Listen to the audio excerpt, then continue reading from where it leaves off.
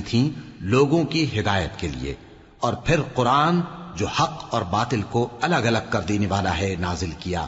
جو لوگ اللہ کی آیتوں کا انکار کرتے ہیں ان کو سخت عذاب ہوگا، اور اللہ زبردست ہے، بدلہ لینے والا ہے۔ اللہ ایسا خبیر و بصیر ہے کہ کوئی چیز اس سے پوشیدہ نہیں، نہ زمین میں اور نہ آسمان میں۔ وہی تو ہے جو ماں کے پیٹ میں جیسی چاہتا ہے تمہاری صورتیں بناتا ہے، اس غالب حکمت والے کے سوا کوئی عبادت کے لائق نہیں۔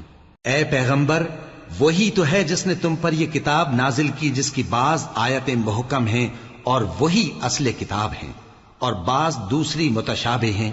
تو جن لوگوں کے دلوں میں کجی ہے وہ متشابہات کا اتباع کرتے ہیں تاکہ فتنہ برپا کریں اور مراد اصلی کا پتہ لگائیں، حالانکہ مراد اصلی اللہ کے سوا کوئی نہیں جانتا۔ اور جو لوگ علم میں گہری نظر رکھتے ہیں